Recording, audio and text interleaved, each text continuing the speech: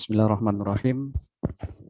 Dari sekalian, sebelum perkuliahan kita mulai, mari kita baca doa untuk mengawali perkuliahan ini. Semoga ilmu kita berkah dan manfaat. Berdoa menurut keyakinan masing-masing. Berdoa dimulai.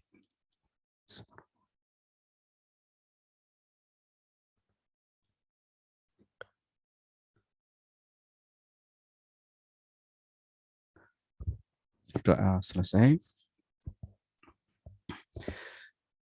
Baik, kita lanjutkan pertemuan kedua ini dengan pokok bahasan, ya, review sedikit ya. Kemarin kita bicara tentang masalah apa itu hukum acara perdata. Yang kita ketahui bahwa kemarin hukum acara perdata itu disebut sebagai hukum formil, atau dengan kata lain adalah hukum yang mengatur atau menjamin pelaksanaan berjalannya hukum perdata material. Hukum perdata material itu apa? Ya, yang jelas BW ya, Burgerlijk Wetboek, atau hukum dagang, atau hukum perikatan, atau hukum bisnis ya. Hukum perikatan kan luas ya, di buku 3 itu disebut sebagai nominat ya.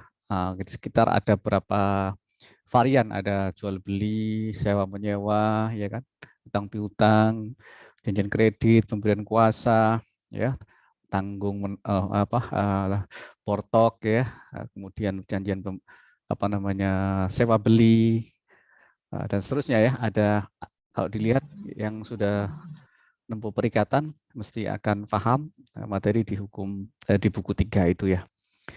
Sedangkan ada varian-varian dari hukum perikatan yang di luar BW yang disebut sebagai hukum kontrak in nominat. In nominat itu tidak tercantum di dalam BW atau Burgerlijk Wetboek, tetapi perkembangannya setelah era itu, karena di BW kan 1838 ya lahirnya BW itu, 1338 ya.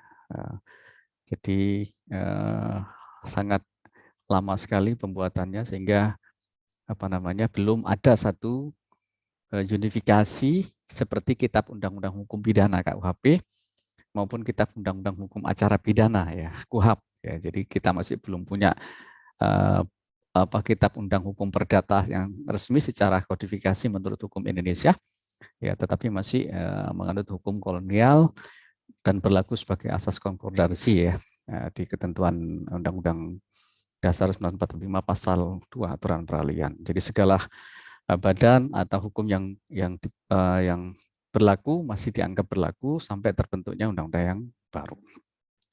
Nah, adik sekalian, hukum acara perdata, acaranya kemarin sempat Bapak singgung sedang disusun masuk program legislasi nasional, sudah masuk untuk pembahasan di DPR RI, rancangan RUU acara perdatanya, tetapi masih berserakan. Kita lihat beberapa sumber hukum acara perdata itu, misalkan masih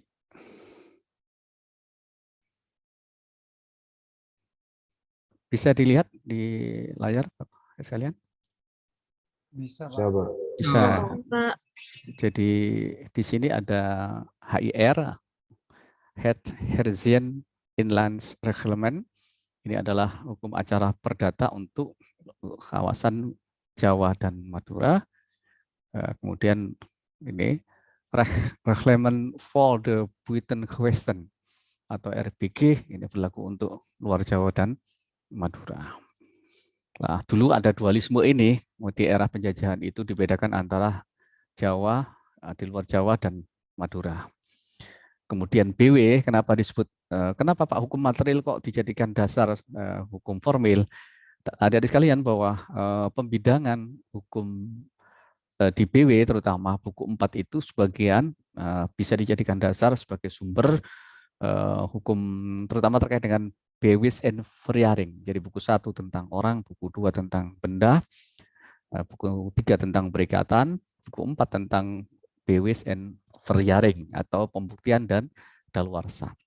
Nah, di pembuktian ini, terutama misalnya ketentuan terkait dengan pembuktian, itu menganut buku 3 sebagian ya. Jadi itu dianggap buku 3 itu, BW itu dianggap juga bagian dari formil, walaupun sebenarnya BW-nya itu disebut material ya, tetapi ada sebagian di dalam BW yang walaupun material tapi bersifat formil. Bisa dipahami ya dari sekalian. Baik, kemudian ada ordonansi tahun 67 Statblad ya. Ya, dulu itu Statblad ada sekalian disebutnya nama ordonansi. Kemudian ini terkait dengan kekuatan pembuktian tulisan di bawah tangan. Jadi tulisan pembuktian nanti bicara tentang masalah macam jenis alat bukti dalam perkara perdata. Nah, ini termasuk bukti surat, tetapi surat ini berubah di bawah tangan. Nanti kita jelaskan. Kemudian ada WVK, ya, Wetboek van Koophandel, ya, ini dan hukum kitab undang-undang hukum dagang, kalau kita menyebutnya begitu. Ya, kemudian Undang-Undang 2047 tentang peradilan ulangan untuk Jawa dan Madura. Ini maksudnya adalah peradilan tingkat banding, ini disebut ulangan. Kenapa disebut ulangan? Karena peradilan banding itu ya itu merupakan peradilan ulangan pada tingkat pertama. Maka disebut namanya judek faksi, ada judek juris. Judek faksi itu adalah bicara tentang fakta-faktanya, yaitu berada di ranah peradilan tingkat pertama ya, atau peradilan negeri, pengadilan negeri, sedangkan pengadilan tingkat banding itu juga disebut sebagai yudik faksi karena dia sebenarnya mengulang pada proses pemeriksaan perkara tentang fakta-fakta sebagaimana peradilan tingkat pertama. Maka disebut sebagai peradilan ulangan. Yudik juris itu tingkat Mahkamah Agung, baik kasasi maupun PK. Ya, nanti kita bicarakan supaya ini introduce ini bisa difahami ada sekalian. Ada yudik juris, ada yudik faksi. Yudik faksi itu adalah pengadilan tingkat pertama dan banding.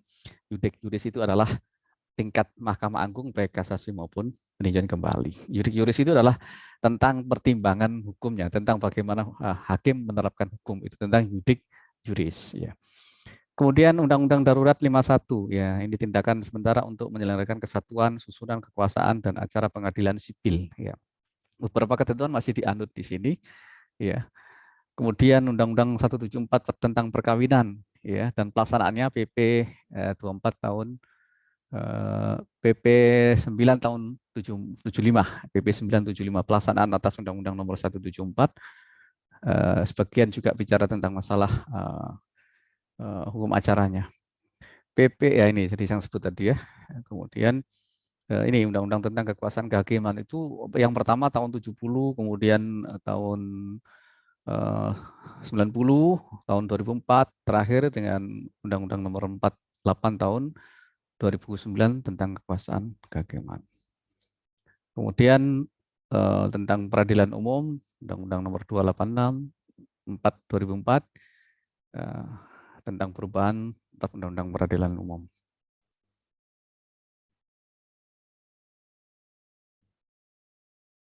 Kemudian tentang Mahkamah Agung ada sekalian di 85 2004 kemudian 2009. Undang-Undang Advokat 18 tahun 2003 ya. Selain itu ada sekalian ada peradilan undang-undang tentang peradilan niaga, persaingan usaha, masuk sebenarnya dalam ranah hukum acara perdata, tetapi tidak dimasukkan di sini karena itu bersifat khusus ya. Itu peradilan niaga itu kedudukannya bersifat khusus ya, karena walaupun itu berlindung di balik peradilan umum. Kemudian ada perma, sema. Kenapa dibentuk perma atau sema? Dari sekalian bahwa kadang di dalam hukum acara itu ada kekosongan hukum. Jadi kita sebut bahwa hukum kita itu masih berserakan ya di mana-mana ya. Ini semua kan berserakan ini ya tentang hukum acara ini. Belum ada semacam unifikasi di dalam hukum acara perdata. Ya, tersebar di berbagai peraturan ini sehingga ada kadang ada konflik norma ya. Ada peraturan satu bertabrakan dengan peraturan yang lain. Ya, kemudian ada kekaburan sehingga hakim ragu-ragu bagaimana ini terjadi dualisme hukum misalkan ya, dualisme norma ya. ya ada konflik norm misalnya, kemudian ada norma yang kabur atau vehu norm, ya, sehingga Mahkamah Agung itu diberikan mandat ya berdasarkan Undang-Undang Nomor 12 tahun 2011 tentang pembentukan peraturan perundang-undangan, bahwa lembaga atau badan, ya, negara atau lembaga negara, badan negara yang khusus diberikan kewenangan itu untuk mengatur organ dirinya, gitu ya. Seperti misalkan OJK itu punya mandatori dari undang-undang untuk membuat regulasi-regulasi. Nah, misalnya Bank Indonesia, ya, kemudian BPSK, ya, kemudian apa namanya, Badan Kepegawaian Negara dan sebagainya, ya, yang lembaga-lembaga yang oleh undang-undang diberikan mandat untuk apa namanya, membentuk peraturan sendiri. Ya. Seperti Mahkamah Agung ini termasuk di antara badan itu untuk tentang Perma, SEMA. Karena apa? Kalau untuk dalam bentuk undang-undang, dari sekalian, lama, tidak mari-mari, karena proses pembuatan regulasi dalam bentuk undang-undang itu harus masuk prolegnas, itu pun juga dibahas bertahun-tahun belum tentu selesai undang-undang itu, ya. Ya. Contoh aja RUU acara perdata ini sudah dibahas era Prof. Sudik nomor Tokusumo tahun 80. Sebenarnya itikat untuk membentuk unifikasi hukum acara perdata itu sudah berlangsung lama sejak tahun 80-an dan baru terwujud masuk prolegnas ini, mudah-mudahan segera diundangkan di tahun 2021. SEMA dan sebagainya. Ada lagi yang kita sering sebut apa namanya? Jurisprudensi, ya, jurisprudensi. Jurisprudensi, walaupun kita Indonesia tidak menganut jurisprudensi seperti di common law system, ada sekalian bedanya civil law dengan common law. Jadi kalau di common law itu disebut sebagai common, itu hukum kebiasaan, sehingga hakim yang lebih apa namanya rendah itu tunduk pada putusan-putusan yang terdahulu. Jadi kalau ada hakim yang memeriksa perkara dengan jenis perkara yang sama, kemudian sudah ada putusan dari hakim terdahulu, maka hakim yang berikutnya itu tunduk pada putusan-putusan yang terdahulu. Nah, di Indonesia ini setengah-setengah, dari sekalian, serba setengah, ya. Ini kita ini sebenarnya kalau dari sisi rezim, kita itu adalah warisan civil law karena Belanda menganut sistem civil law, ya, tetapi separuh-separuhnya lagi kita menganut sistem common law. Buktinya apa? Di Undang-Undang Kekuasaan Kehakiman itu disebut bahwa hakim wajib menggali nilai-nilai yang hidup di dalam masyarakat. Ya.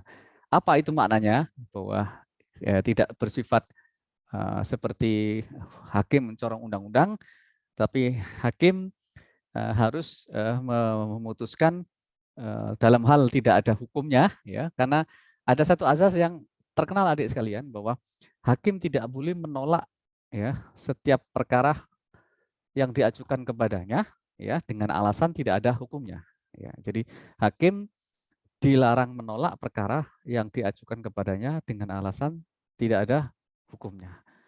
Nah, sehingga setiap perkara yang dimajukan kepadanya, ya, diajukan kepadanya oleh para pihak itu, hakim harus bertindak untuk menyikapi bagaimana hakim memutuskan perkara itu.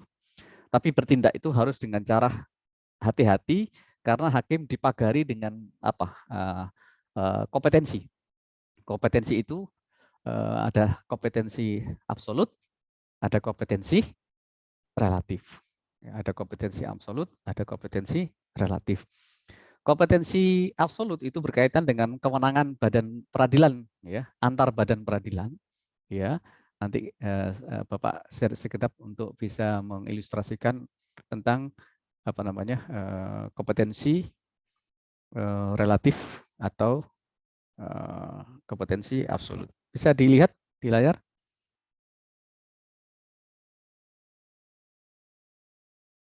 Bisa, ya, dari sekalian? Bisa, Pak. Baik, jadi begini, struktur Dina tadi, ya. Ini. Jadi struktur kekuasaan kehakiman itu menurut Undang-Undang Dasar 45 itu dijalankan berdasarkan kekuasaan kehakiman. Kekuasaan kehakiman itu dijalankan oleh sebuah Mahkamah Agung dan Mahkamah konstitusi. Ya, di pasal 18 itu Mahkamah Agung, kemudian di pasal 24 huruf C itu dilaksanakan oleh sebuah Mahkamah Agung, Mahkamah Konstitusi. Nah, di bawah Mahkamah Konstitusi ini ada sekalian, ini ada lingkungan badan peradilan, ya, lingkungan badan peradilan, atau kalau di Mahkamah Agung disebut kamar-kamar, ya, ada kamar perdata. Kalau kamar besarnya itu ada kamar perdata, kamar tun, kamar pidana, dan kamar militer, ya. Peradilannya disebut sebagai peradilan umum, ya, kemudian peradilan agama, peradilan tata usaha negara, dan peradilan militer. Ya. Di dalam peradilan umum, adik sekalian, itu di bawahnya terdapat peradilan-peradilan yang dibentuk secara khusus. Antara lain adalah pengadilan anak, ya, kemudian pengadilan tipikor, ada pengadilan niaga, pengadilan perikanan, ya, kemudian pengadilan hubungan industrial, dan pengadilan HAM. Nah, di PT-UN ini ada peradilan pajak, ya, sekalian. Di peradilan militer khusus menangani anggota militer. Jadi kalau sejak era reformasi kedudukan polisi dan ABRI, ya, dulu ABRI itu dipisahkan, ya, adik sekalian. Dulu ABRI dan polisi itu jadi satu. Ya, tapi dipisahkan karena polisi itu masuk sipil. Jadi nanti kalau ada anggota Polri, ya, yang melakukan tindak pidana, tidak lagi diadili di peradilan militer, tetapi di peradilan umum. Ya. Makanya ada anekdot nanti kalau dulu ada pencuri atau penjahat yang diadili oleh polisi, ya. Kemudian ternyata polisi yang disidik oleh polisi, ya, di BAP, kemudian ternyata polisinya yang nyidik itu melakukan tindak pidana, ketemu yang disidik dulu, nah itu nanti berantem di situ. Karena polisi nanti diadili di peradilan umum. Nah, peradilan militer ini khusus untuk anggota militer saja. Bagaimana kalau ada perkara-perkara yang di situ antara orang masyarakat umum dengan militer, maka nanti diadili melalui peradilan koneksitas namanya, ya. Peradilan koneksitas ini akan diadili melalui peradilan gabungan antara peradilan umum dengan peradilan militer. Ya, kecuali ada putusan dari Mahkamah Agung bahwa ini nanti harus diperiksa di peradilan militer, ya, lebih tepat begitu, ya. Nah, dari sekalian di peradilan agama itu di Aceh itu sudah ada peradilan khusus namanya peradilan syariah, ya, karena di Aceh itu dista, ya, ada 3 di Indonesia itu yang daerah istimewa, ya, daerah istimewa Aceh, daerah khusus ibu kota DKI, kemudian daerah istimewa Yogyakarta. Itu berbeda di dalam sistem hukumnya, terutama di Aceh itu ada membentuk konun atau undang-undang khusus, ya. Jadi konun itu adalah undang-undang khusus yang tidak sama seperti kita karena mereka mendasarkan pada prinsip hukum Islam atau syariah. Ada peradilan mahkamah syariah di sana. Di Jogja misalkan itu undang-undang khusus, misalkan yang jadi gubernur itu tidak berasal dari masyarakat umum, tetapi dari Hamengkubuwono turun ke bawah, Sepaku Buwono dan seterusnya, itu wakil gubernur dan seterusnya. Itu khusus, ya. Nah, kalau tadi kita bicara tentang masalah kompetensi relatif dan kompetensi absolut, ada sekalian, ini. Jadi kalau bicara kompetensi absolut adalah kewenangan mengadili antar badan peradilan ini. Jadi kalau peradilan umum, misalkan tentang hukum waris, ya. Sambil Bapak tanya, ya, supaya ada interaktif di sini. Kalau sengketa tentang waris diajukan kemana kira-kira, adik-adik sekalian? Bisa dijawab? Peradilan umum, Pak. Mbak Geri, peradilan umum? Ya. Ya, saya simpan dulu. Yang lain ada pendapat kalau tentang waris diajukan ke peradilan apa? Peradilan agama, Pak. Peradilan agama, kalau orang agama. Satu-satu. Mas Maulana tadi apa? Kalau orangnya Muslim di peradilan agama, Pak. Orang Muslim peradilan agama. Tadi Mbak Anastasia sempat muncul tadi. Di mana, Mbak? Iya, di peradilan agama, Bapak. Peradilan agama. Ada keterangan? Seperti Mas Maulana tadi, kalau khusus Islam di Iya, untuk warga yang muslim di peradilan agama, kalau yang non-muslim di peradilan umum. Ya, itu bicara tentang kompetensi absolut. Ini Absolut. masih absolut gitu ya, masih absolut ya. Jadi kalau misalkan kita bicara tentang masalah gugatan pembatalan sertifikat, kita ajukan di peradilan umum atau di peradilan tun? Silakan dijawab.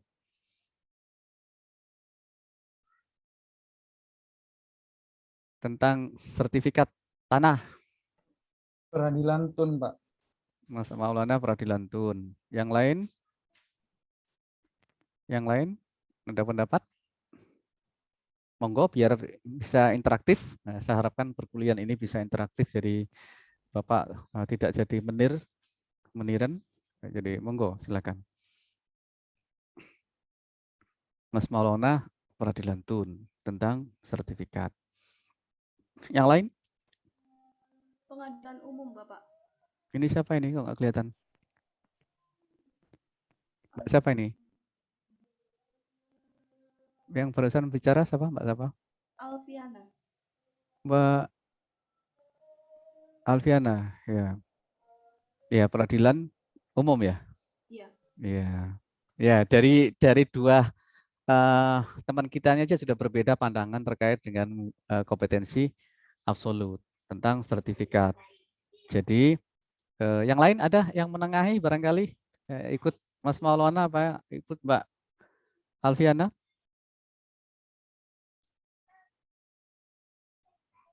Kalau dari saya peradilan TUN, Pak. Mbak Arlena PTUN. Alasannya apa, Mbak? Karena saya barusan sempat baca-baca kalau ada salah satu artikel yang menyatakan penyelesaian sengketa sertifikat ganda itu dan keterangannya itu diurus di peradilan TUN, Pak. Seperti itu. PTUN, ya. Jadi reasoningnya adalah tentang apa sih menjadi kompetensi peradilan tun itu adalah bicara tentang masalah apa ya produk KTUN. KTUN apa? Keputusan Tata Usaha Negara. Sertifikat itu merupakan produk KTUN. Jadi misalnya nanti kalau misalnya ada keputusan ya, seeking ya dari sekalian. Kalau bicara tentang pengadilan itu namanya putusan, nggak usah ke ya. Tapi kalau yang bersifat seeking itu adalah merupakan produk turunan dari atau hasil dari pejabat tata usaha negara, KTUN. Maka itu menjadi kewenangan dari peradilan tata usaha negara. Kalau kita membatalkan sertifikat yang disampaikan Mbak Arena, Mas Maulana tadi. Mbak Alfiana menyebut peradilan umum itu lebih cocok kalau kita bicara tentang sengketa haknya, Mbak Alfiana. Ya. Jadi kalau ada gugatan sengketa hak, ya bedakan ya antara sengketa hak kepemilikan dengan permohonan pembatalan sertifikat atau keputusan besiking. Tidak hanya sertifikat itu salah satu contoh dari KTUN ada di sekalian. Ya, yang lainnya bentuknya apa? Keputusan misalkan pemberhentian, pemecatan ASN, PNS itu merupakan KTUN. Perpindahan mutasi misalkan ya, atau pemecatan dan sebagainya. Itu bisa masuk ke peradilan tun ya. Ya, tetapi kalau tadi bicaranya tentang masalah sengketa keperdataan, sengketa hak, maka itu masuk ke wilayah peradilan umum. Nah, dari varian-varian yang kita diskusikan ini sebenarnya adik-adik sudah cukup bahan untuk bisa membedakan mana sih yang menjadi kompetensi absolut dalam suatu perkara. Nah, ini persoalan pewarisan tadi itu dilihat dari apa? Karena peradilan agama itu dilihat dari agamanya. Karena peradilan agama itu adalah di pasal 49 itu Undang-Undang 789 yaitu Undang-Undang nomor berapa itu 3 tahun 2006 ya. Peradilan yang berwenang mengadili mereka yang beragama Islam dalam bidang perkawinan warisan ya, zakat, infak, sodako dan ekonomi syariah. Ya. Tapi kalau yang di luar agama Islam masuk ke wilayah peradilan umum. Itu namanya di peradilan agama dikenal dengan asas personalitas keislaman. Sekarang kita breakdown lagi. Kalau ada case misalkan salah satu ahli waris ya di dalam keluarga itu sebagian besar, mohon maaf, ini bicara tentang masalah bukan rasis ya, beragama Islam, tetapi ada salah satu ahli waris yang non-Islam, non-Muslim. Kira-kira perkaranya akan diajukan kemana gugatannya? Kalau tadi disebut peradilan agama itu peradilan yang mengadili perkara-perkara antara mereka yang beragama Islam dalam bidang perkawinan, pewarisan, zakat, infak, sedekah, dan ekonomi syariah. Kalau dalam pewarisan misalkan adalah salah satu ahli waris yang beragama selain Islam, apakah tetap diajukan ke pengadilan agama? Monggo dijawab. Mana anakku? Menurut Mbak Wanda dulu, Mbak Wanda. kalau menurut saya masuk peradilan umum, Bapak. Peradilan umum, Mbak Wanda. Alasannya, Mbak Wanda? Kan dalam satu keluarga itu kan ada yang bukan non-Muslim, Bapak. Dan itu diselesaikan di peradilan umum. Kalau yang peradilan agama kan personalitas itu kan katanya Bapaknya itu kan Islam Muslim, Bapak. Jadi untuk bisa seimbang gitu Bapak ke peradilan umum menurut saya. Peradilan umum. Saya terima reasoningnya Mbak Wanda, tapi yang penting jangan takut berargumen ya, jangan takut berargumen. Persoalan salah benar itu persoalan nanti. Yang penting kita bisa berargumen.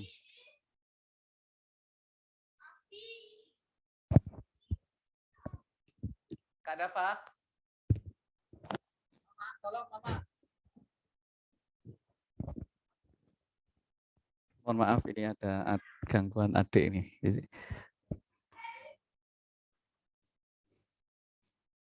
Saya simpan jawabannya Mbak Wanda. Yang lain tadi Mbak siapa tadi sempat masuk?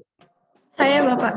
Mbak Nafiatul, apa Mbak jawabannya Mbak? Kalau menurut saya, kalau sejauh selama satu anggota keluarga itu secara sukarela menundukkan diri dalam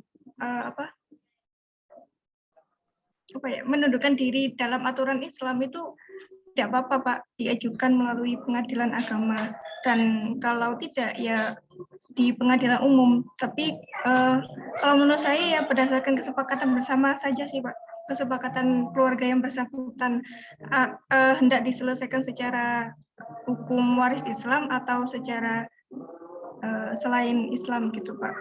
Kalau selain Islam kan bisa dilakukan melalui peradilan umum Bapak. Ya, itu pendapat Mbak Nafiatul Ismia, saya hargai. Ya, ada yang lain pendapatnya? Izin menjawab Bapak. Mbak Anastasia?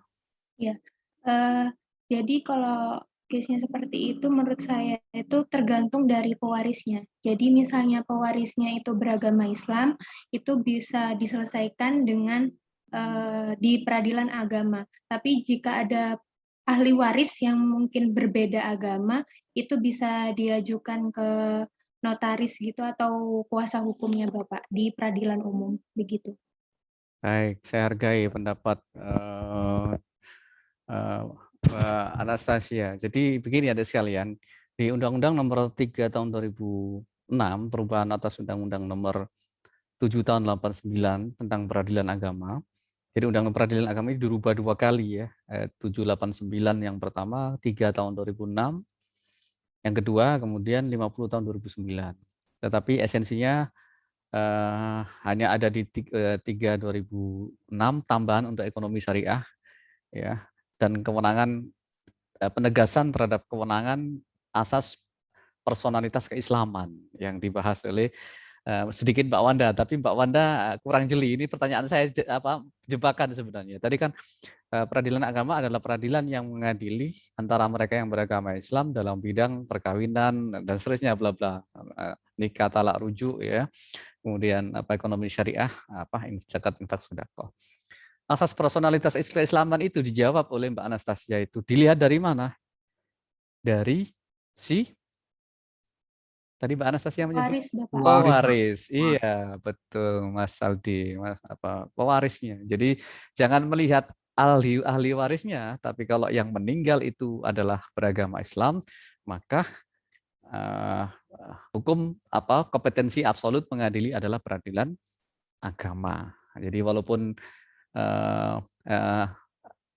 ada ahli waris yang berbeda agama dengan si pewaris, tapi kalau pewarisnya itu beragama Islam, maka yang dijadikan dasar adalah pewarisnya itu masuk peradilan. Sekarang ada case lagi begini. Ada orang menikah, mohon maaf ini case ya, jangan dianggap rasialis atau Bapak bagaimana. Semula salah satu pasangan ini berbeda agama. Kemudian mereka salah satunya masuk Islam, menikah secara Islam. Ya. Terus kemudian punya akte nikah, melakukan perkawinan secara Islam. Di tengah perjalanan terjadi goncangan, ya, kemudian mereka mau berpisah.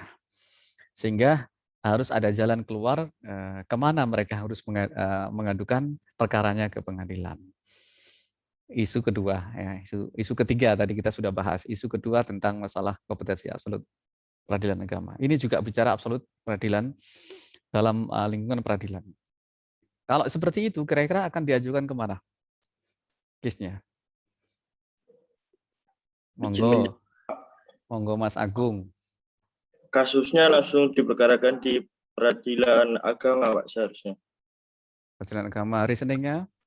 Karena kan dari waktu sudah mau menikah, salah satu dari mereka masuk langsung ke agama Islam. Jadi dua-duanya kan otomatis lagi beragama Islam. Jika terdapat perceraian di antara mereka berdua, harusnya diselesaikannya di peradilan agama. Baik, ya, jadi karena mereka fokusnya pada agamanya, Mas ya, Mas Agung ya. Iya, Pak. Ya, baik. Yang lain? Ini berkutat ini dulu adik sekalian. Nanti persoalan ada pertanyaan lain, karena hukum acara itu tidak bisa kita kesusu ya. Apa mana kesikut ya. Kesusu menjelaskan ini harus secara beruntun ya. Ini sesuatu yang tidak muncul di dalam buku ya, yang tidak pernah dibahas orang ketika kita sebagai advokat kemudian baru menuju kita mau mengajukan kemana. Ini hal yang sangat urgen. Sering di PKPA saya di pendidikan khusus profesi advokat, nah, saya katakan kalau Anda bikin surat kuasa Anda mungkin kasih materinya sudah jalan ya. Tapi hal-hal seperti ini yang muncul di lapangan kadang tidak bisa dijawab oleh teman-teman. Sehingga ada sering gugatan kalau kita salah arah, maka itu nanti muncul niet onvankelijk verklaar. Apa itu? Adalah gugatan tidak dapat diterima karena hakim dianggap tidak berwenang secara absolut. Boleh jadi hakim tidak berwenang menerima secara relatif. Ya, kalau ini saya belum bicara relatif, baru bicara tentang masalah absolut. Ya, supaya adik-adikku matang semua ya. Jadi gitu. Jadi jawaban Mas Agung karena tadi sudah mereka sudah Islam semua sehingga perkawinan perceraiannya diajukan di pengadilan agama. Ada yang berbeda pendapat dengan Mas Agung? Jangan sungkan-sungkan ya. Jangan sungkan-sungkan. Ini supaya kuliahnya hidup. Karena ini apa? Wayang ngantuk. Ya jam-jam segini wayang ngantuk ada di sana. Jadi kalau kuliah dikemas monoton, Bapak bicara, enggak hidup nanti. Ya, silakan. Dan juga Bapak menjawab. Mbak Tantri. Saya catat loh, ini dia pertemuan Sopo tak catat ini. Bapak maaf, pendapat saya masih sama dengan Kak Agung. Tapi ingin sedikit menambahkan, karena kalau misalnya seorang pria wanita sudah menikah atau melakukan perkawinan, berarti suami istri ini sudah memiliki tujuan yang sama, yaitu membentuk keluarga yang bahagia dan kekal berdasarkan ketuhanan yang Maha Esa. Berarti pria dan wanita ini sudah menerima konsekuensinya, baik jika pernikahan mereka itu berakhir dengan perceraian, berarti perceraian ini bisa diadukan di pengadilan agama, Bapak. Agama ya, ada penjelasan Mbak Tantri seperti itu konsekuensinya karena perkawinan itu tujuannya adalah membentuk rumah tangga yang kekal dan bahagia, maka kalau melakukan secara Islam maka perkawinannya diajukan perceraiannya diajukan pengadilan agama. Ada yang berbeda pendapat dengan Mbak Tantri dan Mas Agung? Monggo. Ya. Jadi prinsipnya sama ya, betul. Jadi kedua-duanya akan diajukan ke pengadilan agama. Melihatnya apa? Ya sebenarnya sama jawaban Mbak Tantri dengan Mas Agung itu dilihat dari mereka melaksanakan perkawinan secara apa dulu. Jadi kalau perkawinan mereka dilaksanakan secara Islam dan buku nikahnya itu, akte nikahnya itu secara di KUA yang menerbitkan, maka perceraiannya juga secara di pengadilan menjadi kompetensi pengadilan agama walaupun salah satu pihak suami atau istri sudah berpindah agama. Jadi asas personalitas keislaman itu tidak berarti harus sama si kasus pewarisan tadi ya, ahli warisnya beragama non muslim, mohon maaf, kemudian pewarisnya yang kita lihat. Kalau pewarisnya beragama Islam, maka pewarisan itu diajukan ke pengadilan agama. Nah, kalau jenis kasus yang kedua tadi, kalau perkawinan dilakukan secara Islam dicatatkan di KUA, maka itu menjadi kompetensi absolut pengadilan agama. Apa mungkin Pak ada perkawinan yang campur ya? Nah, ini ada case ya, case berbeda kasus ya. Karena di Indonesia sebenarnya tidak mengenal perkawinan beda agama, tidak diatur. Karena di pasal 1, pasal 2 itu perkawinan dilaksanakan menurut hukum agama masing-masing dan yang ayat kedua adalah dicatatkan. Nah, ada yang menganut asas ini ya, berdasarkan agama ya harus seagama, mendasarkan begitu. Ada juga ternyata bahwa di Indonesia ada terutama kalangan artis ya, mereka perkawinannya berbeda agama. Contoh misalnya kalau masih menangi ya tanya ibu nyokap bokap ya itu Rano Karno, Lydia Kando sama siapa itu Jamal Mirdad itu mereka berbeda agama dan banyak lain misalnya Andrew White ya anaknya juga dan seterusnya ya. Nah, bagaimana cara menikah? Kadang mereka menikah di gereja dulu kemudian di KUA. Ada yang seperti itu. Nah, ini hukum Indonesia tidak tegas ya. Sebenarnya seperti itu tanpa bermaksud bicara tentang masalah substansi agamanya, sebenarnya di Undang-Undang 174 itu membicarakan bahwa perkawinan itu mestinya idealnya dilaksanakan secara berdasarkan seagama. Karena apa? Ya sensitif ya dari sekalian. Misalkan mohon maaf ya, kalau yang beda agama non muslim ya, ibadahnya sudah berbeda ya kan. Nah, seperti itu. Nah, di hukum Islam ada di sekalian, di kompilasi hukum Islam itu menyebutkan bahwa alasan-alasan perceraian itu salah satunya justru apa? Justru berbeda agama itu menjadi alasan perceraian. Nah, logika berpikirnya secara kontrario ya dalam kajian maqasid syariah bahwa orang yang berbeda agama saja dipisah menjadi alasan perceraian, apalagi mau menikah dengan cara berbeda agama itu secara kontrario begitu ya. Seperti itu. Karena secara fikih sebenarnya dengan ketika mereka berbeda agama itu harus segera diceraikan. Jadi misalkan tadi ya yang kasus yang tadi kita bahas Mbak Tantri, Mas Agung tadi ya. Salah satu pihak beda agama kumpul masuk Islam kemudian menikah. Menikah kemudian salah satunya berpindah agama. Ini justru menjadi alasan perceraian. Di pasal 116 kompilasi hukum Islam Yungto kalau kita bandingkan dengan PP 975 pasal 19. Tetapi di pasal 116 itu, alasan-alasan perceraian itu ditambahkan 2 sekalian. Jadi yang pertama karena pemabuk, pendadat ya meninggalkan 2 tahun berturut. Nanti lihat ya di PP 975 pasal 19. Nah, di pasal 116 itu ditambahkan salah satu melanggar talik talak. Talik talak itu nanti dilihat di buku yang sudah nikah yang secara muslim, coba dilihat buku nikahnya itu ada sigot talik talak. Yang GH, yang H itu adalah peralihan agama. Kenapa? Karena di dalam hukum Islam itu ketika hukum Islam ya, ada di sekalian, ya, karena hukumnya akan berbeda-beda ya. Sejak perpindahan agama itu menyebabkan istilahnya kalau dalam fikih itu rusaknya perkawinan. Sehingga itu menjadi penyebab ya jangan begini.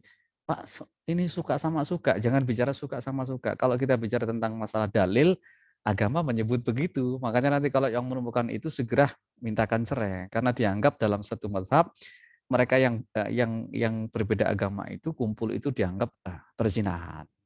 Itu hukum agama loh yang bicara loh ya, bukan Pak Ali ya. Itu. Jadi segerakan dipisahkan saja, karena itu sudah mudorot ya dalam konteks hukum Islam. Fikihnya menyebut begitu.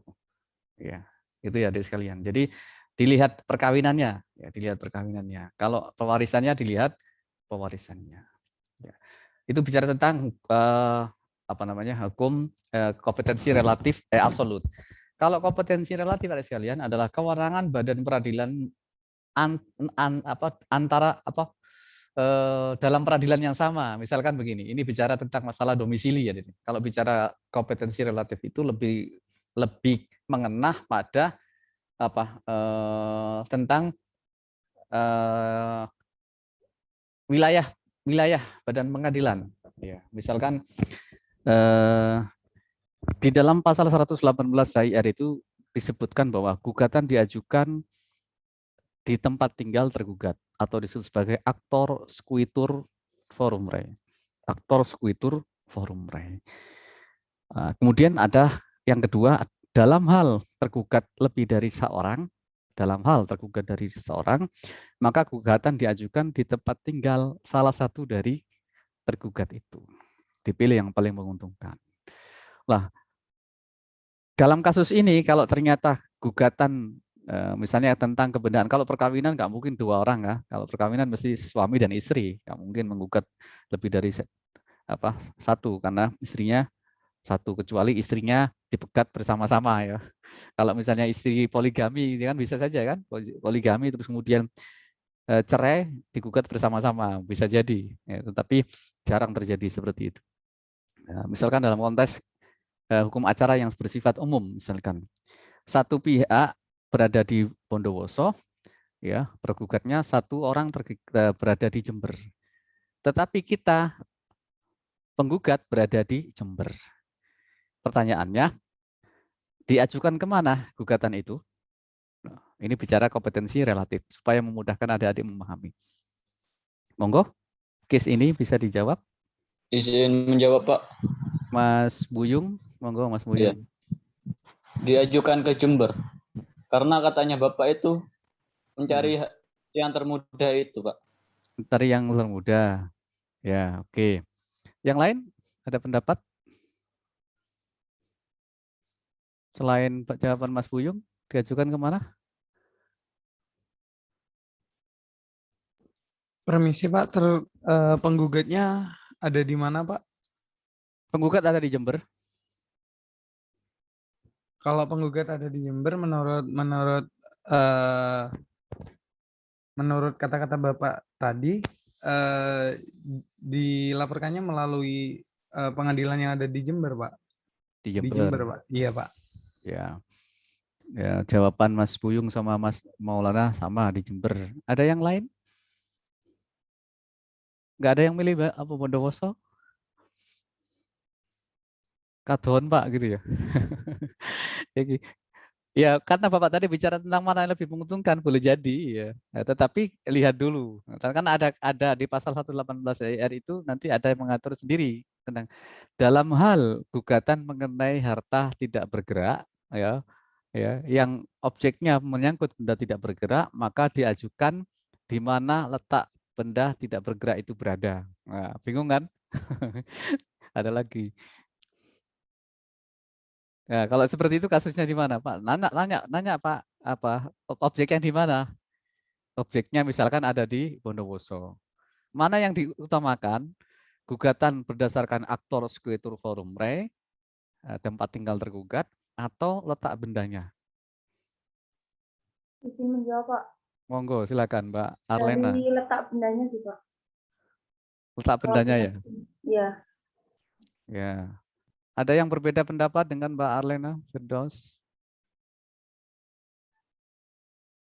Monggo.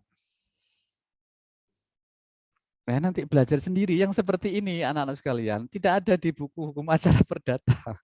Di buku-buku yang kalian baca nggak ono karena Bapak dari berdasarkan prakteknya. Gitu.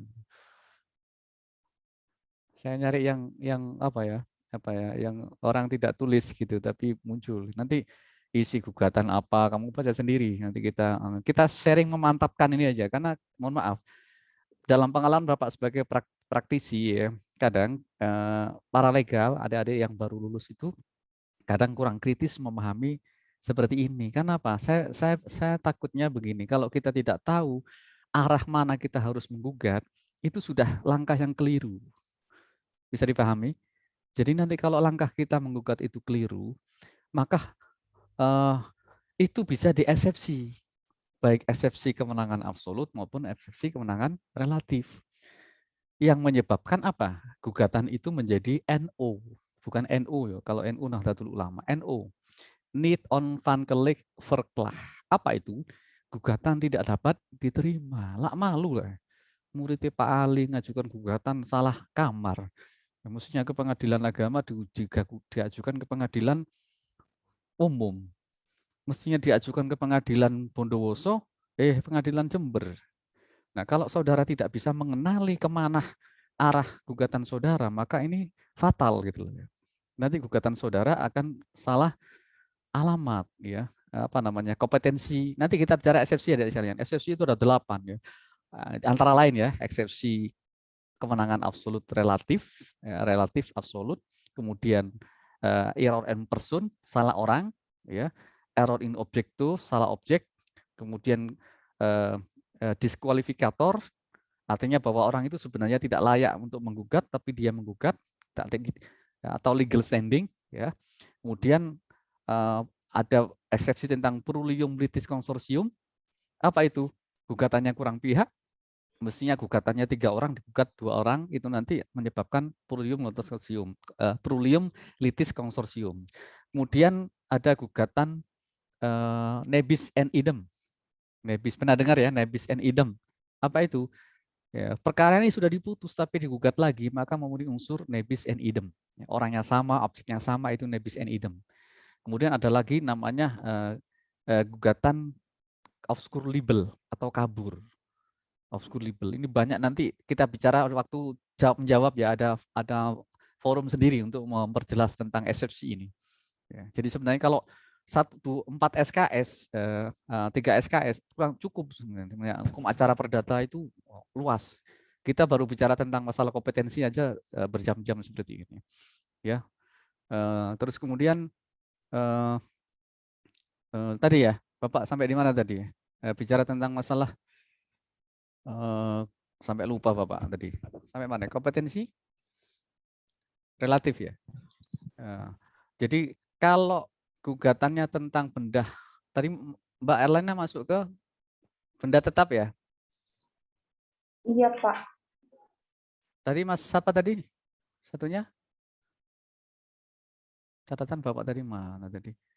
Ya, jadi yang utama sebenarnya gugatan diajukan ke tempat tinggal tergugat atau aktor squitur forum rei. Itu prinsip asas ya. Apabila tergugat lebih dari 2 orang, maka diajukan di salah satu tempat tergugat. Boleh dipilih tadi, boleh Bondowoso, boleh Jember, ya. Alternasi, ya. Tetapi alternasi ini ada di sekalian, dilihat bobotnya dulu.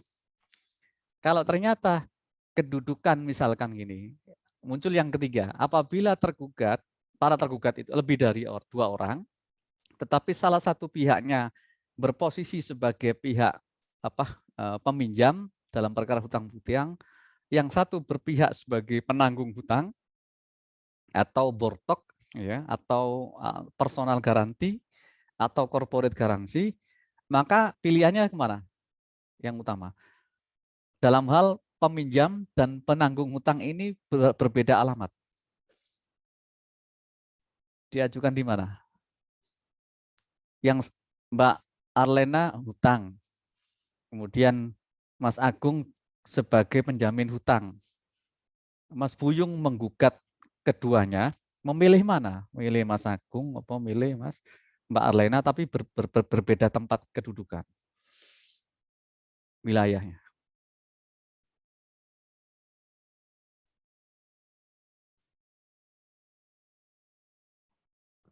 Bisa dipahami maksud Bapak?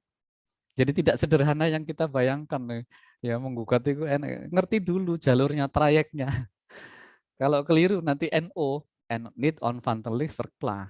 Hadirin sekalian, eksepsi tentang kewenangan absolut maupun relatif tadi berdasarkan pasal 136 HIR kalau nggak salah ya, HIR, itu ada hakim ada atau tidak ada eksepsi dari para pihak, maka dia harus menyatakan tidak berwenang secara ex officio. Secara ex officio. Jadi hakim kan begini, kita menggugat, ya, atau sebaliknya. Terus kemudian Mas Maulana jadi hakim, Mbak Tantri jadi hakim, ya. Terus satu lagi tadi Mbak Alfiatul jadi hakim, Mbak Anastasia atau siapa. Kemudian gugatan itu mengarah pada salah satu kesalahan kewenangan baik relatif maupun absolut.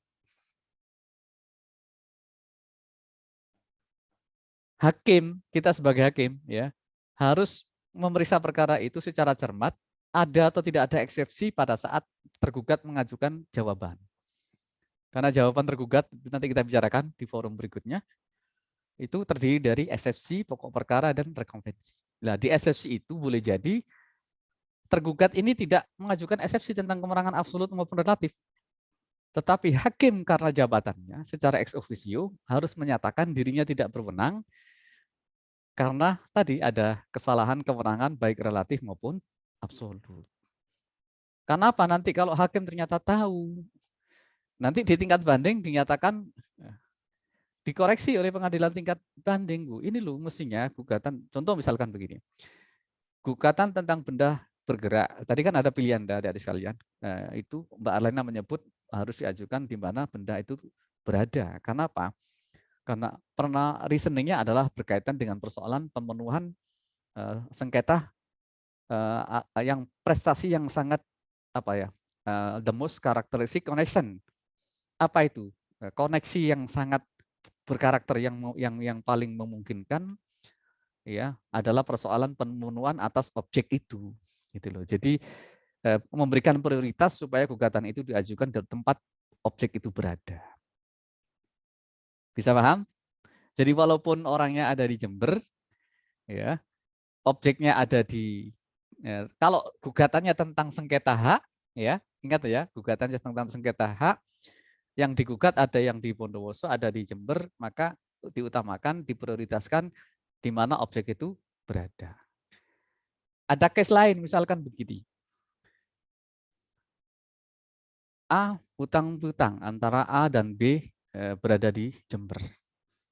Tetapi kemudian hutang piutang itu di-backup dengan jaminan hak tanggungan yang berupa benda tidak bergerak, ya, atau tanah berada di Bondowoso.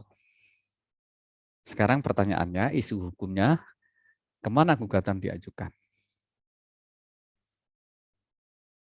Berkembang kan anak-anakku sekalian? Jadi diskusinya tidak sederhana yang kita bayangkan. Monggo. Yang lain tuh, yang lain, Mas Agung, boleh jawab. Monggo, Mas Agung. Pak. Gimana? Kalau menurut saya diajukannya harusnya ke Bondowoso karena kan objek yang dipermasalahkan dari permasalahan ini adalah tanah itu yang berada di Bondowoso, Pak. Oke, dicatat. Saya simpan jawaban Mas Agung. Yang lain? Berbeda pandangan dengan Mas Agung? Yang lain loh, ini berapa orang, 70 orang yang menjawab. Mbak Tantri, Mbak Anastasia, Mbak Nafiatul, Mbak Wanda, yang lain-lain. Ini namanya apa ya? Two-way traffic communication. Jadi ada diskusi, ada feedback, begitu ada sekalian. Jadi kalau Bapak nyampe notok, ya, sampai wis pocon dewe PowerPoint. Tapi diskusi seperti ini, nanti yang tidak bertanya akan mendapatkan ilmu dari jawaban teman-teman yang lain, tambahan dari Bapak, gitu loh ya, maksud Bapak begitu. Karena ini ilmu yang sangat apa ya? Nanti useful lah dari sekalian, sangat berguna sekali ya hukum acara ini. Dan tidak teoretisi, jadi Bapak dari teoretisi, kemudian pernah jadi praktisi, dari praktisi pengalaman Bapak tarik ke kampus untuk Bapak sampaikan ke anak-anakku, adik-adikku sekalian. Jadi harus apa ya, supaya lebih lengkap, komprehensif. Karena kalau textbook saja ya seperti itu. Yang dimaksud acara perdata adalah bla bla bla bla. Unsur-unsur surat kuasa bla bla bla gitu. Selesai, cukup dihafal, tapi Kalau mempelajari karakter-karakter seperti ini tidak semua dapat gitu. Monggo. Ya. Varian-varian tadi harus dipelajari loh ya. Jadi saya ingat lagi, saya evaluasi ya. Gugatan diajukan di tempat tinggal tergugat atau aktor sekutu forum B. 1. Nah, ini jadi catatan. Yang kedua, apabila tergugat lebih dari 1 orang, maka dipilih salah satu di antara keduanya. Dalam hal posisinya setara loh ya, dalam hal posisi setara ya. Bisa tergugat 1, tergugat 2 atau turut tergugat. Yang ketiga, apabila dalam perkara itu pihak penghutang dengan pihak penjamin, ya, penjamin hutang, maka gugatan diajukan ke tempat tinggal si penghutang, si penjamin. Nanti misalnya di Bondowoso, dia diikut digugat ya sebagai turut tergugat atau tergugat 2. Nah, nanti kok ada tergugat, ada turut tergugat, ada turut tergugat, ada tergugat 1, tergugat 2, ada tergugat intervensi. Nah, itu nanti kita bicarakan. Kompleks ada sekalian. Jadi, tapi jangan patang semangat kok rumit, enggak rumit. Pelajari sederhana saja. Terus yang keempat, apabila menyangkut benda tidak bergerak, ya, maka gugatan itu diajukan di tempat tinggal benda bergerak itu berada. Yang kelima, apabila berkaitan dengan benda bergerak, utang piutang yang dijamin melalui benda tidak bergerak, maka yang diutamakan adalah apa? Ini jawab Mas Agung tadi. Mas Agung menjawab Bondowoso. Nah. Clear? Ada jawaban lagi yang lain? Barangkali ada berbeda pendapat? Gimana? Diajukan di tempat tinggal menggunakan asas yang pertama, asas aktor sekutu forum re. Kenapa Pak? Karena yang digugat adalah apa? Hutang yang menjadi peristiwa pokoknya apa? Hutang piutang apa perjanjian jaminan? Hutang piutang. Hutang piutang. Tergantung peristiwa hukumnya. Jadi kalau yang menjadi gugatan adalah hutang piutangnya, maka yang digugat adalah orang yang berhutang berada di mana? Di Jember. Bagaimana tadi Bapak unsur benda tidak bergerak? Benda tidak bergerak itu berkaitan dengan perjanjian yang bersifat asesoir atau perjanjian tambahan atau perjanjian pelengkap namanya. Bagaimana Pak menyita objek yang berada di luar domisili Pengadilan Negeri Jember? Itu nanti ada namanya sitah delegasi adik sekalian. Jadi nanti yang digugat itu orang yang berhutang di Jember, kemudian objeknya yang nanti disita jaminan, konservator beslah itu akan dimintakan oleh Pengadilan Negeri Jember ke Pengadilan Negeri Bondowoso supaya mohon agar saudara meletakkan sitah atas benda tidak bergerak atas nama milik penggugat yang berada di Bondowoso, seperti itu. Jadi tidak sederhana yang kita bayangkan ya adik sekalian. Jadi tapi jangan dibuat rumit ya. Bapak ngasih ini sebenarnya supaya memahamkan kepada adik sekalian bahwa persoalan kompetensi absolut relatif itu penting karena itu muaranya saudara akan melangkah mau menuju pintu mana. Jangan sampai seperti itulah, seperti mainan di TV Jepang biasanya ya itu ada. Nah, nanti kalau mau pintu ini masuk kolam jebur gitu, pintu ini ada ranjau ya, yang permainan yang ala Jepang gitu, yang ditiru di TV di Indonesia itu siapa itu ya, apa namanya itu.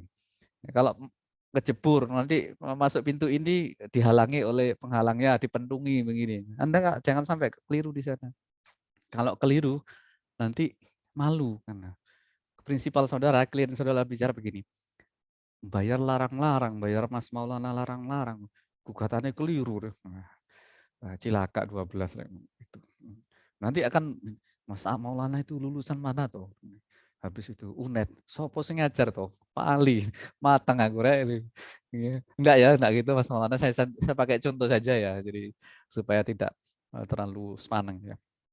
Itu sekalian. Jadi nanti materi itu Bapak share di sister tetapi nanti dipelajari kira-kira yang tidak paham di mana ditanyain gitu ya. Ini baru bicara tentang kompetensi absolut relatif ya. Ya. Oke, jadi berperangkat dari kekuasaan badan peradilan tadi ada menimbulkan kewenangan absolut, kewenangan relatif. Jadi kalau kewenangan absolut itu bicara kewenangan antar badan peradilan tadi yang kita bahas ya, sekaligus review tadi. Mereka yang beragama Islam kompetensi absolutnya peradilan agama Islam. Ya, kalau yang waris di luar agama Islam masuk ke peradilan umum. Tapi ada kasus-kasus kekhususan tadi yang disebut. Kalau ahli warisnya ada salah satu beragama non-Islam, kemana? Tetap yang dilihat apa? Pewarisnya. Pernikahan beda asal mulanya mereka berbeda agama, kemudian salah satu keduanya masuk Islam dan melaksanakan perkawinan secara agama Islam, bercerai. Yang satu berbeda agama, kembali ke agama awalnya. Bagaimana cara menyelesaikan? Tetap menjadi kewenangan peradilan agama atau melihatnya dari perkawinan yang mereka langsungkan secara apa dulu. Gitu. Kalau menurut catatan sipil, ya kemudian menjadi produknya peradilan negeri, pengadilan umum. Ya, kalau yang mohon maaf yang non Muslim itu kan akte nikahnya kan dari catatan sipil, ya dari Dispenduk Capil produknya akte nikahnya mereka itu. Kalau yang beragama Islam produknya KUA, Kantor Urusan Agama.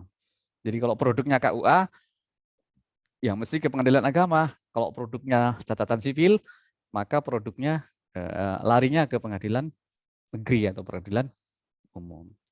Nah, tentang tadi persoalan kompetensi relatif tadi, ya, aktor sekutur forum re, kalau dua orang dipilih salah satunya, kalau satu sebagai peminjam dan penjamin, maka yang diutamakan siapa? Yang utama, perjanjian utama siapa? Hutang piutangnya. Ya, jadi yang berhutang itu di Jember, kita gugat di Jember. Yang bagaimana yang di Bondowoso sebagai penjamin, dia nanti relasnya lewat Pengadilan Negeri Bondowoso. Mohon agar yang bersangkutan dipanggil berada di wilayah saudara. Ada relas delegasi, ada sita delegasi, ada relas delegasi. Ya, begitu juga sama dengan kalau gugatan menyangkut hutang piutang, ya, tetapi hutang piutang itu dijamin melalui benda tidak bergerak, maka gugatan diajukan ke mana? Menganut asas yang pertama, astor sekutur forum re, di tempat tinggal tergugat.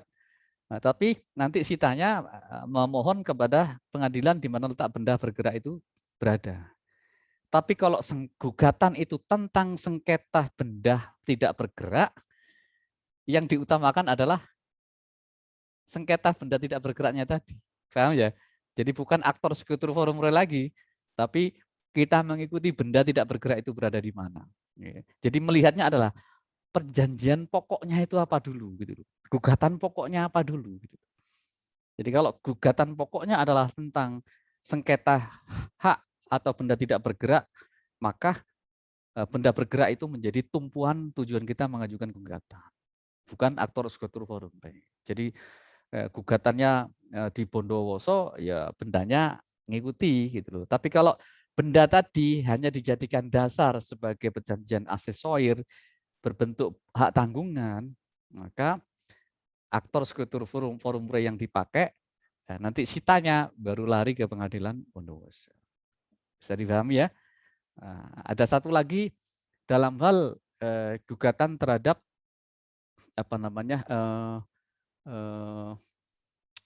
organisasi internasional, ya, yang berada di Indonesia, maka digugat cabangnya di Indonesia.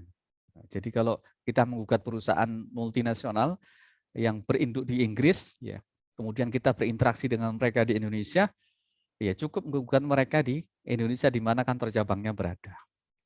Seperti itu. Ya. Ada yang model tumpukan, ya, misalkan kita menggugat gugatan citizen law suite misalkan, ya, yang digugat tentang masalah kebijakan publik misalkan. Yang digugat bisa saja misalnya tentang Presiden Republik Indonesia, CQ Menteri, ya, CQ, ya, sampai pada level tingkat bawah. Itu ada model-model yang seperti itu. Jadi gugatannya kepada pemerintah supaya tidak salah alamat, error in person, maka kemudian dilapisi tadi, ya, Presiden Republik Indonesia, CQ, Kementerian ATR BPN, kemudian CQ Badan Pertanahan Nasional Kabupaten Jember misalnya. Tapi yang serumpun ya, misalnya yang gugat tentang masalah. Nah ini ada contoh tentang gugatan, mohon maaf, yang yang dekat dengan SMP 3 Tanggul. Siapa yang dari Tanggul? Saya Pak, SMP saya itu Pak. Mas Maulana, ya. Ada case ya Mas ya, betul ya? Iya Pak. Iya ada case. Ya, kebetulan ya ini karena pembelajaran Bapak buka saja. Jadi yang punya tanah SMP 3 Tanggul itu menggugat Menteri Pendidikan Republik Indonesia, kemudian Kanwil Pendidikan Provinsi Jatim, CQ Dinas Pendidikan Kabupaten Jember. Seperti itu. Nah, itu sudah jadi case, sudah menjadi putusan pengadilan Mahkamah Agung loh Mas Maulana. Tapi jangan khawatir, kita berdoa bersama karena itu tujuan pendidikan. Bapak sebagai tim ahli Bupati juga turut ngawal bersama dengan Jaksa Pengacara Negara supaya aset itu, karena sejak tahun 63 itu Mas Maulana, sejak 63 berdiri di sana, tetapi orang yang menghibahkan itu sudah meninggal, turun ke anak cucunya. Mudah-mudahan yang dekat dengan beliau supaya disadarkan bahwa sebenarnya itu adalah sudah dihibahkan sebenarnya. Tapi kelemahan kita memang tidak bisa segera menindaklanjuti di aset kita, tidak dicatatkan. Sehingga ahli warisnya menganggap karena tidak ada hitam di atas putih, dianggap itu tidak ada peralihan hak. Tapi faktanya yang punya hak itu pernah mendapatkan penghargaan dari Menteri Pendidikan Nasional karena jasa-jasanya memberikan tanah itu untuk pendidikan. Itu tidak bisa dipungkiri. Jadi Pak siapa namanya saya lupa itu Mas. Kenapa saya buka di sini bukan bermaksud untuk apa, karena sudah menjadi putusan Mahkamah Agung dan keluarga ahli waris masih ngotot untuk minta ganti rugi. Kan kasihan kalau dirobohkan tahun 63 masa dirobohkan Mas, kasihan ya. Alumni termasuk Mas Maulana ini berada di mana-mana, kemudian supaya ahli warisnya berbesar hati, wis tak infakkan sajalah untuk kemanusiaan. Nanti persoalan nanti ganti rugi minta ke pengkap, kita layani lah begitu. Tapi sampai dirobohkan, eman itu bagian dari cagar budaya kalau tahun 63 itu ya. Itu salah satu contoh. Jadi cara menstruktur pihak-pihak dalam perkara itu Menteri Pendidikan Nasional kan, bidangnya pendidikan kan, kemudian Kanwil Pendidikan Jawa Timur, kemudian turunnya ke Dinas Pendidikan Kabupaten Jember. Cara seperti itu. Baik, ada yang ditanyakan terkait ini dulu? Ini kita baru bicara tentang masalah satu sisi saja ya. Sudah hampir 2 jam kita bicara. Silakan, ada yang bertanya? Izin bertanya Pak. Monggo, Mas Maulana. Ketika gugatan itu terkena yang namanya eksepsi itu Pak, apakah gugatan itu dapat diajukan ke peradilan yang terkait Pak? Lagi diajukan kembali gitu Pak ke pengadilan yang iya Pak. Betul.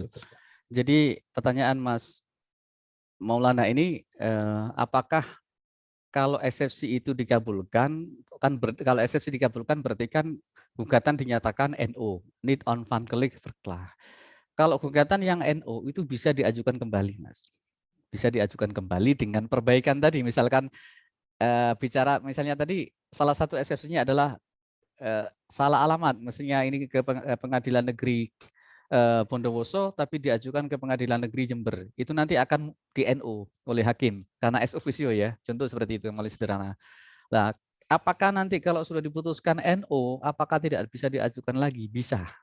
Ya dibetulkan melalui putusan tadi, mestinya diajukan di Jember, bukan di Bondowoso. Ya sesuai dengan tadi diajukan lagi, tetapi dengan gugatan baru, Mas Maulana, dengan panjar perkara baru. Jadi perkara yang lama di Bondowoso tadi, yang salah alamat tadi, dianggap sudah hangus, kemudian mengajukan gugatan yang benar adalah ke Pengadilan Negeri Jember dengan gugatan baru, perkara baru dengan panjar biaya perkara yang baru. Ya, bagus sekali pertanyaan Mas Maulana. Jadi ada sekalian nanti kalau ini sedikit introduce terkait dengan gugatan ditolak, diterima, tidak dapat diterima atau ditolak. Itu harus tahu. Bedanya apa? Gugatan tidak dapat diterima dengan ditolak. Ada yang ulang di sini mesti? Coba dibantu. Apa bedanya gugatan tidak dapat diterima dengan gugatan ditolak? Beda loh ya. Tapi kalau saya menyatakan cinta saya, Pak, ya sama Pak, antara ditolak dengan tidak dapat diterima, Pak. Menyane kurang itu berarti, iya Mas Maulana. Podo Pak, gugatan tidak dapat diterima, cinta tidak dapat diterima maupun ditolak podo Pak. Gitu. Iya, tapi di dalam perkara beda, aspek hukumnya berbeda. Antara batal dengan dapat dibatalkan berbeda. Nah, kalau orang hukum harus jeli. Ya. Apa bebas bebas demi hukum dengan bebas free spark beda. Batal atau dibatalkan atau dapat dibatalkan berbeda gampang. Tidak dapat terima dengan ditolak. Adik sekalian tadi refer to pada pertanyaan Mas Maulana bahwa gugatan tidak dapat diterima itu artinya bahwa hakim belum memeriksa pada pokok perkara. Ibaratnya saya sering mengatakan ini di perkuliahan itu, ibaratnya orang mau bertamu ke saya, dia itu baru sampai di ruang teras, belum masuk ke wilayah dalam, belum ke ruang tamu. Di teras tok wis kula nuwun. Oh, ini mengantarkan surat Pak, namanya siapa? Pak Maulana. Oh bukan, ini namanya Pak Ali. Silakan kembali Pak, balik lagi. Kemana arahnya orang tadi? Ya cari alamatnya Pak Maulana, gitu. Itu kiasan sederhana begitu. Tapi gugatan ditolak itu sebenarnya hakim itu sudah memeriksa perkara, tapi putusannya ditolak. Ya, karena apa? Kenapa ditolak itu? Karena yang paling penting adalah bahwa gugatan itu tidak berdasar hukum. Tidak berdasar hukum.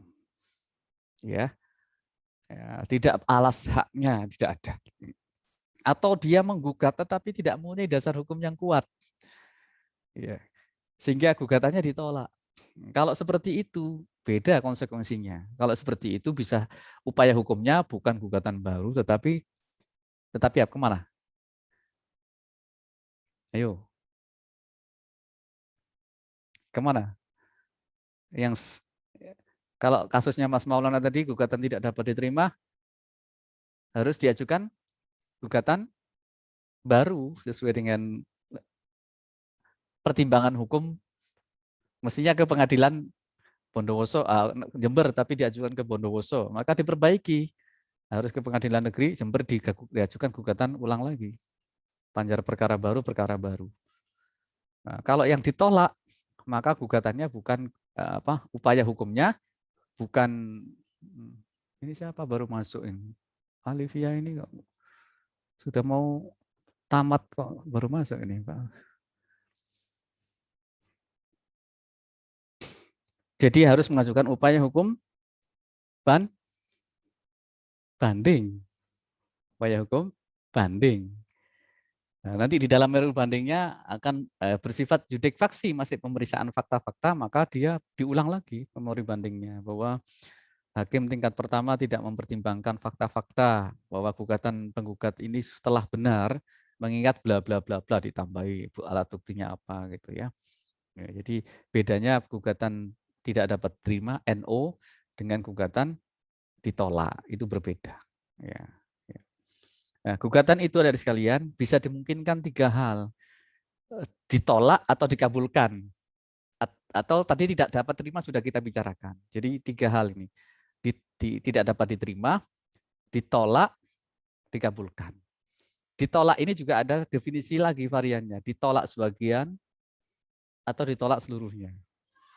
Sama halnya kalau dikabulkan maka dikabulkan seluruhnya atau dikabulkan sebagian. Nah, antara ditolak dengan dikabulkan, nanti upaya hukumnya sama, yaitu banding. Tetapi untuk yang gugatan tidak dapat diterima, upaya hukumnya adalah gugatan baru, ya, supaya nanti bisa difahami ya dari sekalian. Apa namanya? Oh, Mbak Alivia tadi sudah masuk keluar, ya nggak apa-apa Mbak, nggak apa-apa, maklum.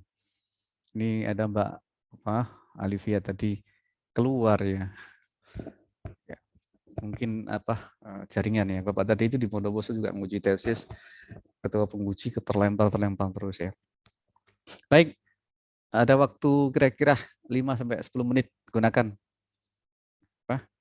kesempatan ini untuk bertanya, barangkali ada pertanyaan.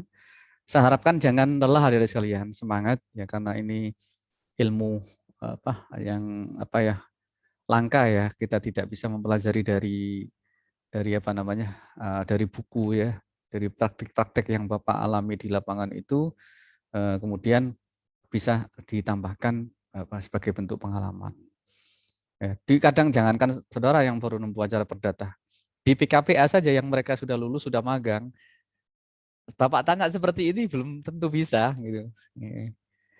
Jadi Bapak ini nggak neko pakai PowerPoint mulu-mulu gitu. PowerPoint itu bisa dibaca sendiri. Tapi di balik PowerPoint yang tidak bisa dipahami bisa ditanyakan ke Bapak, ditanyakan, itu yang penting. Karena PowerPoint itu hanya sekedar pengantar ya, pengantar untuk memudahkan memahami. Tetapi kadang kalau textbook ya fokus pada PowerPoint, pemahaman itu kadang luput dari situ. Diskusi-diskusi seperti ini yang Bapak harapkan bisa berjalan. Karena dengan diskusi itu mudah ditangkap, bisa ditangkap. Monggo kalau ada pertanyaan seputar ini eksepsi sumber hukum sudah jelas ya. Asas sebenarnya Bapak mau menyampaikan asas sebenarnya, tapi tidak cukup waktunya, baru bicara tentang kompetensi tadi supaya penting, karena hal penting supaya tidak kesasar ya. Gitu. Silakan. Kalau ada. Saya mau bertanya. Mbak Wanda, silakan. Mbak Wanda. Bapak izin bertanya. Tadi kan mengenai penggugat, bagaimana jika penggugat itu tidak bisa hadir atau diwakilkan dalam persidangan Bapak? Apakah bisa Bapak? Nah ini. Terima kasih. Ya betul pertanyaan Mbak Wanda tadi. Jadi ini salah satu asas di dalam acara, sedikit saya singgung ya, apa namanya.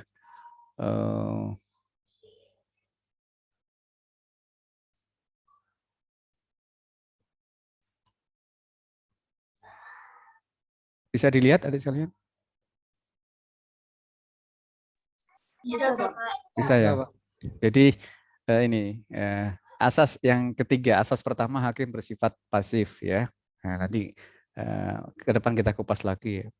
Pasif itu karena apa? Perkara perdata itu kan hakim hanya bersifat menunggu adik sekalian, bisa menunggu, tidak seperti hakim pidana. Jadi kalau misalnya ada delik umum ya, delik umum, tidak ada laporan polisi, polisi harus bertindak. Ya, tapi kalau bersikap pasif ini hakim bersifat menunggu. Tidak ada gugatan itu tergantung dari orang yang mengajukan. Inisiatifnya dari para pihak, ya kan? Hakim tidak bisa memutus apa yang tidak dituntut. Ini namanya prinsip ultra petita adik sekalian. Jadi contoh kasus pidana berbeda. Kalau pidana itu hakim itu boleh menjatuhkan putusan melebihi dari tuntutan jaksa. Boleh. Bisa menuntut bebas kalau tidak terbukti, bisa memutus sama dengan tuntutan jaksa, bisa melebihi dari tuntutan jaksa karena hakim bersifat aktif. Bedanya di perkara perdata begitu adik sekalian. Ini sebenarnya azas ini penting ya, tapi nanti kesempatan mendatang akan Bapak jelaskan lebih detail. Atau kata lain hakim tidak boleh memutus melebihi yang dituntut. Ini yang disebut sebagai ultra petita itu. Jadi kalau contoh begini, dalam perkara perdata itu petitumnya minta 100 juta. Ya, maka hakim perdata harus memutus paling banyak 100 juta. Tidak boleh lebih dari 100 juta. Kalau dituntut dikabulkan lebih dari 100 juta, maka itu disebut sebagai ultra petita. Maka putusan yang demikian dapat dibatalkan. Karena hakim melanggar prinsip dalam acara perdata, hakim melebihi atau bersifat ultra petita, melebihi apa yang dituntut. Itu tidak boleh dalam perkara perdata. Jadi tuntutannya 100 juta, hakim bisa memutus 50 juta, kalau yang terbukti 50, bisa 75 juta, atau ditolak ya seluruhnya tadi kalau ternyata penggugat tidak bisa membuktikan kerugiannya tadi 100 juta. Itu aja. Jadi batasannya adalah kalau dalam matematika itu kurang dari atau sama dengan, tidak boleh lebih ya. Itu rumusnya. Nah, kebenaran formil itu bisa data-data tentang mestinya alat benar formil ini acara berdata yang dipakai adalah apa? Alat buktinya surat. Ya. Nah, saya fokus pada pertanyaan Mbak Wanda tadi tentang bahwa tidak ada keharusan untuk diwakilkan. Ya, di dalam sistem Indonesia tidak ada kewajiban untuk menguasakan, tidak ada kewajiban untuk menguasakan kepada kuasa hukum. Tapi kalau di dalam sistem Belanda, adik sekalian, setiap perkara di sana diatur harus diwakili solicitors atau apa hukum apa lawyer ya, oleh lawyer. Jadi di Belanda itu karena apa namanya hukumnya berjalan baik, maka perkaranya diwakilkan kuasa. Kalau di Indonesia tidak ada kewajiban. Nah, kalau perkaranya nanti diwakilkan, maka harus ada surat kuasa khusus ya, yang tanyakan Mbak Wanda tadi. Nah, nanti kita bicarakan bagaimana unsur-unsur surat kuasa khusus ya, kewenangan bertindak dalam kuasa khusus itu bagaimana? Apakah kalau sudah dikuasakan harus hadir? Tidak harus. Ya, tetapi dalam proses mediasi ada sekalian nanti kita terikat apa namanya? Ada kewajiban untuk hadir dalam mediasi. Ya, misalnya gini ya, adik sekalian. Nanti kan ada pendaftaran gugatan, ya kan? Kemudian ditetapkan penetapan majelis hakim. Kemudian majelis hakim setelah dibentuk, kemudian menentukan hari sidang. Setelah hari sidang ditentukan, kemudian dipanggil para pihak itu. Ya, nah ini waktu dipanggil ini bisa mewakilkan kuasanya, gitu loh ya. Bisa kalau sudah diwakilkan kuasanya, apakah bisa hadir? Tidak wajib hadir karena dikuasakan. Tapi hakim dalam pemeriksaan mediasi di Perma 1 2016 itu meskipun diwakili pengacara, tapi dia tetap wajib hadir. Satu kali saja supaya hakim bisa tahu bahwa betul dia yang berperkara dan dia menguasakan kepada kuasa hukumnya. Ya, setelah itu kemudian mediasi dinyatakan gagal, ya, kemudian mediator membuat berita acara bahwa mediasi dinyatakan gagal, kemudian dilanjutkan dengan pemeriksaan gugatan. Ya, tadi. Kemudian ada jawaban tadi terdiri eksepsi, ya, ada pokok perkara, ada rekonvensi. Kemudian giliran penggugat ada replik, duplik, kemudian penyampaian alat bukti, ada kesimpulan, kemudian putusan.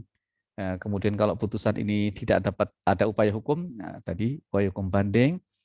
Kalau sudah selesai kemudian eksekusi. Jadi ini 15 tahapan ini ada sekalian yang penting nanti kita pahami selama 1 semester ini ya. Jadi Bapak baru berkutat di persoalan mengenai kompetensi sebenarnya ya. Ya, itu tadi ya. Ya. Jadi kalau pertanyaan Mbak Wanda tadi bagaimana kalau dikuasakan? Ya, boleh, tetapi harus dengan surat kuasa khusus untuk itu. Siapa? Advokat, ya. Boleh enggak selain advokat? Boleh Mbak Wanda untuk mewakili. Boleh asalkan ada hubungan kekerabatan keluargaan, namanya kuasa insidentil. Jadi kalau kakaknya Mbak Wanda ada perkara, diwakili Mbak Wanda, sejauh itu ada hubungan kerabat, saudara kandung, ibu, bapak, saudara bisa minta ke pengadilan negeri dengan namanya kuasa insidental atau insidentil. Bisa. Walaupun bukan advokat, yang penting ada hubungan darah. Ya. Selain itu harus advokat. Ya. Gitu ya, terima kasih Pak Wanda pertanyaannya. Adik sekalian sudah, iya sami-sami. Ya, tidak terasa sudah full ya. Ya mungkin yang jangan bosan-bosan ya. Mumpung Bapak sempat loh. Kalau khawatir Bapak pas ada tugas dari Bondowoso atau Pak Bupati Jember tidak bisa ngajar eman gitu. Saya menyampaikan ini ya. Dan ini terekod adik-adik sekalian, kalau nanti adik-adik minta butuh rekaman ini bisa minta ke Bapak karena ini direkod oleh Bapak ya untuk memahami ini bisa misalnya minta rekaman tapi untuk kepentingan pribadi ya, nggak usah disebar luas untuk kepentingan pemahaman adik-adik sekalian. Direkod di laptopnya Bapak ya. Adik-adik sekalian, terima kasih atas waktunya dan atensinya semua tadi penanya-penanya tadi, juga yang lain yang sudah menyempatkan hadir. Mudah-mudahan yang kita bahas kali ini berkah dan manfaat, dan kita akhiri dengan doa bersama, berdoa menurut agama dan keyakinan masing-masing. Berdoa mulai.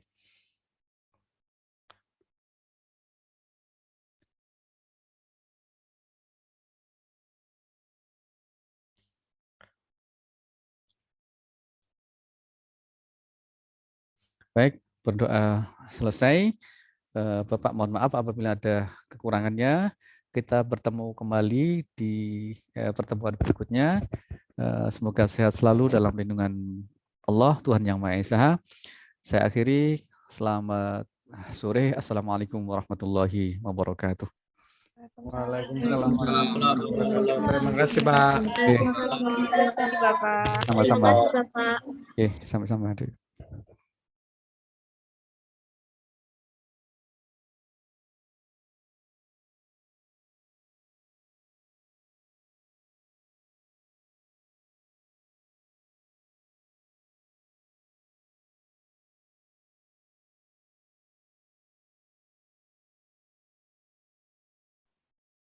Permisi, Bapak.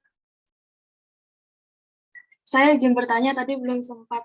Saya ada rancu di ini, Pak. Kalau gugatan ditolak itu kan mengajukan banding ya, Pak ya? Iya. Itu berarti gugatan itu melompati pengadilan negeri, Pak.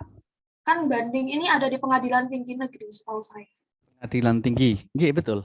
Jadi Berarti langsung melompati itu ya, Pak? bukan melompati, memang alurnya memang harus pengadilan tinggi. Jadi peradilan di tingkatnya lebih atas. Namanya banding itu berarti di tingkat, kecuali misalnya peradilan niaga tentang kepailitan ya. Upaya bandingnya itu langsung kasasi. Itu ditentukan khusus ya, Mbak Geri ya. Jadi sepanjang tidak ditentukan undang-undang khusus, jadi ada yang upaya hukumnya itu langsung kasasi. Seperti contoh misalnya tentang kepailitan, tentang keputusan tentang KPPU misalnya ya, setelah ada keputusan KPPU kemudian ada keberatan terhadap putusan KPPU kemudian diajukan ke pengadilan negeri, lah upaya langsungnya itu langsung kasasi, tidak perlu banding. Tapi untuk perkara biasa bandingnya harus tetap ke pengadilan tinggi, ya Mbak Geri ya. Yeah. Baik, Bapak. Yeah. Terima kasih, Pak. Sama-sama. Yeah. Makasih. Oke, Bapak tutup nggih. Dadah, makasih, sehat selalu semuanya. Ya, Bapak. Yeah.